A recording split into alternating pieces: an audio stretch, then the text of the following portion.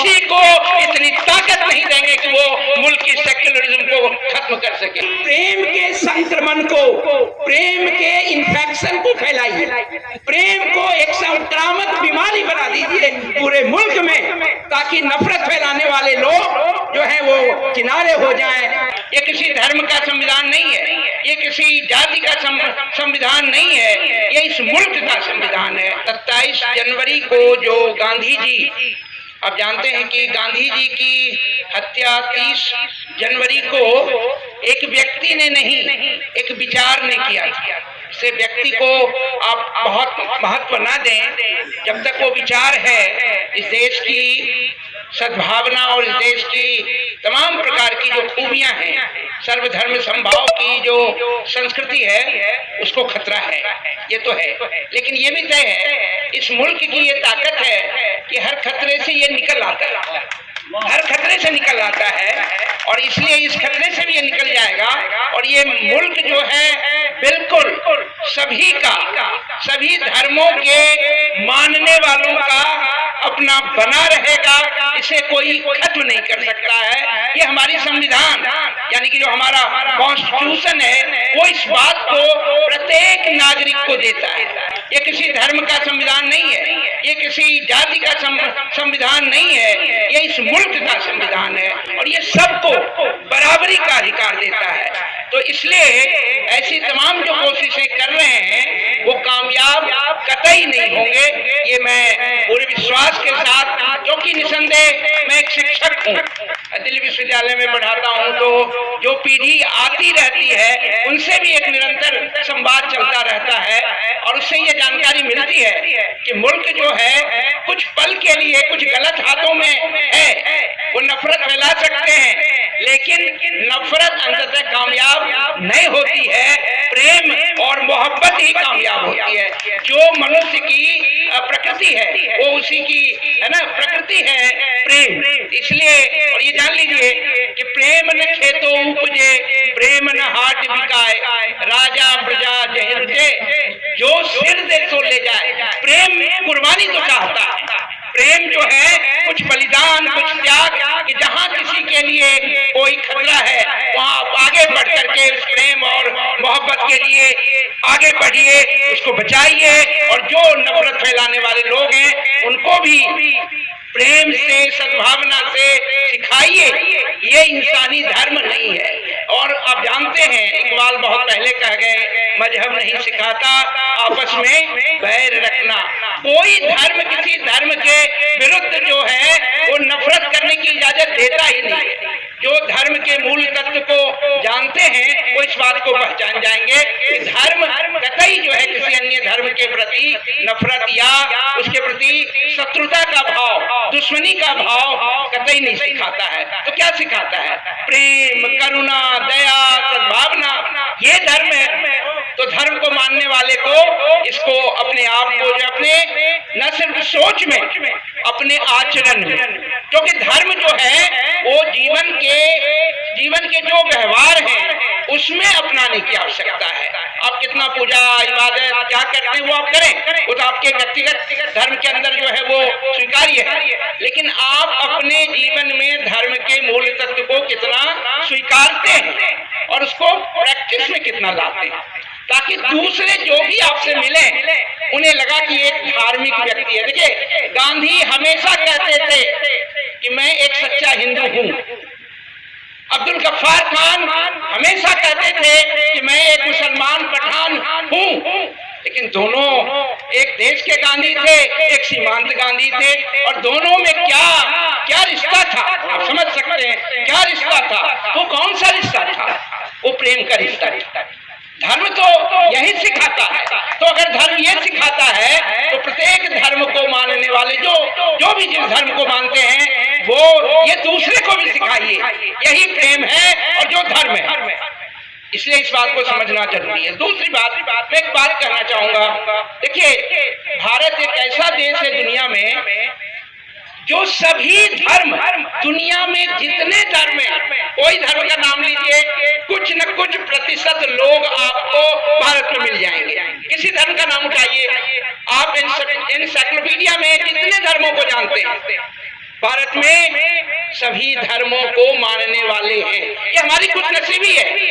ये जो देश है, ये मुल्क जो है, ये रंग बिरंगी इतने प्रकार के फूलों से सुसज्जित है कि अगर ये खुशबू दो पल के लिए, फिर वो धर्म आकर्षित करेगा, फिर उसकी खुशबू, फिर उसकी खुशबू। तो इस प्रकार की जो जिसको आप गंगा जमनी तहजीब कहते हैं, ये तहजीब यानी सैकड़ों सालों की विरासत है। वो विरासत है, किसी एक व्यक्ति ने नहीं बनाया, किसी या कुछ लोगों ने नहीं बनाया।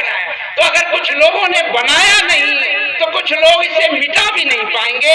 इस बात को भी समझने की जरूरत है कि कुछ लोग इसे मिटा भी नहीं पाएंगे। तो ये बात भी जरूरी है। एक और बात मैं कहना चाहूंगा, मुल्क जो है वो लोगों से बनता है। वो ज्योग्राफी नहीं है, वो पर्वत नहीं है, पहाड़ नहीं है, नदियां नहीं है, वो नहीं है, लोगों से बनता है। और लोगों से कब बनता है मुल्क, राष्ट्र, जिसको नेशन कहते हैं आप, जब उनके बीच में प्रेम, सद्भाव, एकता की भावना होती है। ये मुल्क हमारा है और इस मुल्क की हिफाजत भी, इस मुल्क को बचाए रखने की भी जिम्मेदारी हम सब की है। तो इसलिए मुल्क तो ऐसे ही बनेगा। कुछ लोगों को अगर ये गलतफहमी है, वही राष्ट्रभक्त हैं, वो देशभक्त हैं, तो देशभक्त नहीं है, क्योंकि ऐसी सोच वाले देश को एक नहीं, देश को बांटने वाली ताकत होती है। तो इसलिए इस बात को समझने की आवश्यकता है कि मुल्क लोगों से बनता है और लोगों में जब परस्पर सम्मान, आपसी सद्भाव होगा, तभी एकता की भावना आती है। अगर हमारे और आपके बीच या लोगों के बीच परस्पर सम्मान नहीं है एक दूसरे के लिए, तो फिर एक जो मजबूती एकता की होती है, बॉन्डिंग, वो तो नहीं हो सकती ना।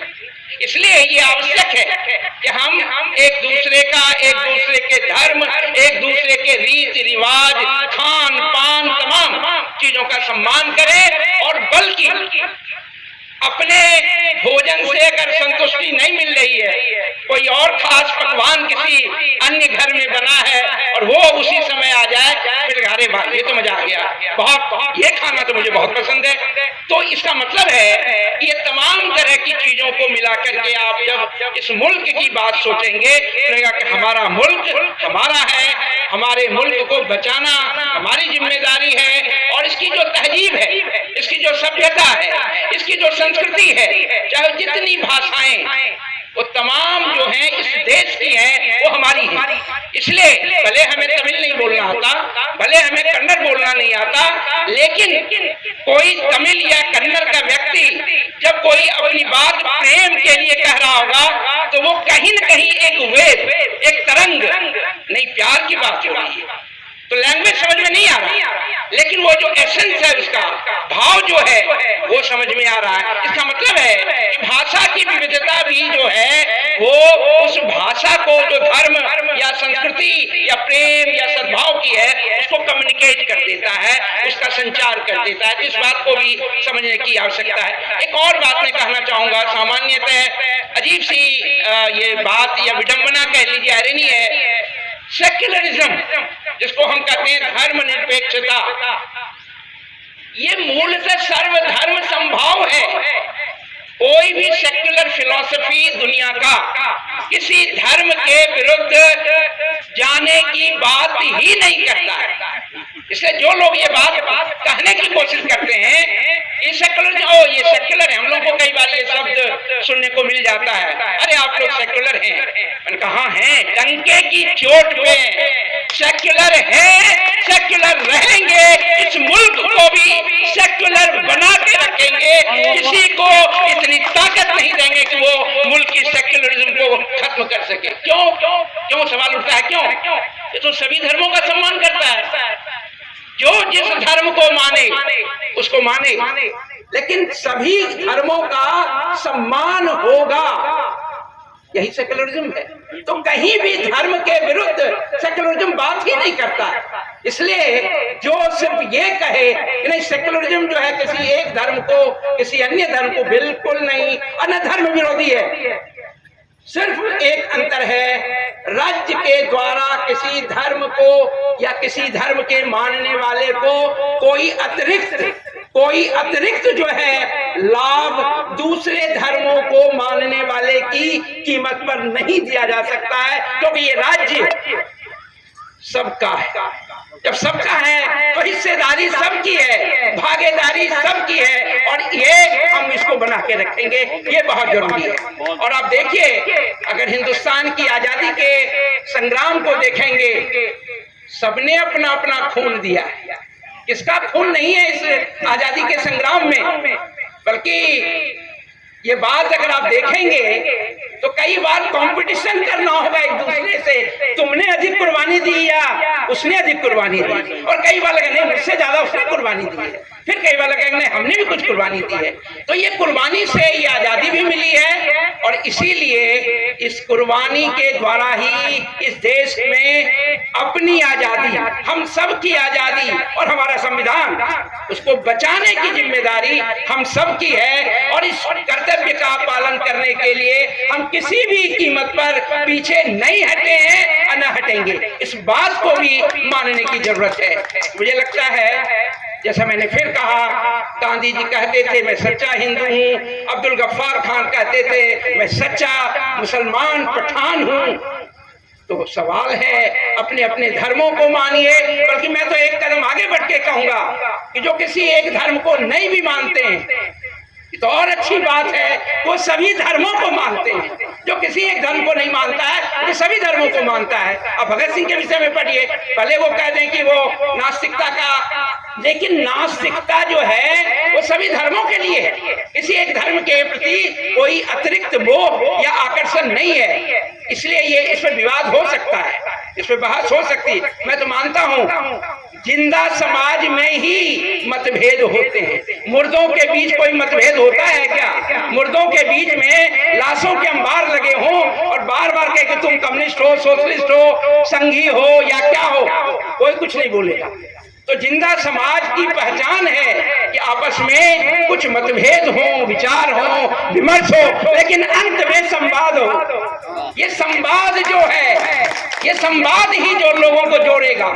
इसलिए इस संवाद को जारी रखिए, सबों का सबों के बीच में संवाद हो निरंतर, और संवाद से ही जो आप जानते हैं कि जो दिलों के बीच में अगर कुछ गांठ बन गई है वो गांठ खुल जाएगा, वो गांठ खुल जाएगा, क्योंकि प्रेम में वो ताकत है। आपसे हम दूर से तमाम तरह की नफरत करें और आपसे मुलाकात हो और आप प्रेम से मिलें और ये कहें कि आइए हमारे घर पे एक कप चाय पिएंगे, खाना खाएंगे, ये खिलाएंगे, सारा जो नफरत है वो खत्म। अरे ये तो प्रेम से हमें बुला रहे हैं। तो ये प्रेम जो है, प्रेम को, और मैं तो ये कहूंगा पेंडेमिक आया भारत में या दुनिया में, अब महामारी आपने देखा होगा फैल भी गया।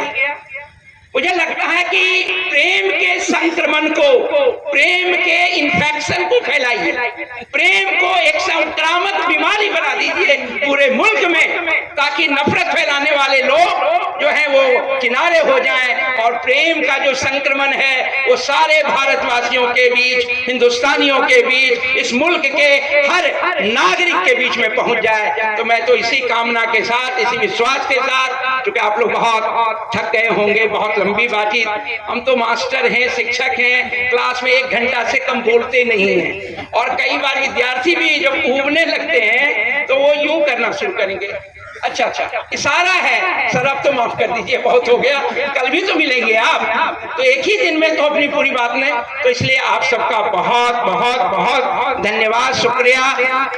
सलमान साहब को बहुत बहुत धन्यवाद, फैजल भाई को धन्यवाद, शुक्रिया क्या दूं, ये तो ऐसा करते ही रहते हैं। और खुदाई खिदमतगार, आप जानते हैं कि यानी जो पूरी खुदाई की सेवा करे, जिसको बनाया था खान अब्दुल गफ्फार खान ने, और उसे 2011 में फिर से फैजल भाई ने उसको जिंदा किया, और ये सेवा का भाव, और ये सेवा का भाव लेकर के कश्मीर से कन्याकुमारी, कभी देखेंगे हैदराबाद में है, कभी भोपाल में है, कभी अरुणाचल में, पता नहीं कहां कहां, तो हम तो वो तस्वीरें देख करके कहते हैं अच्छा ये है भारत की एकता, ये भारत को जोड़ने की प्रक्रिया है। फैजल भाई आपको भी बहुत बहुत बहुत धन्यवाद। आप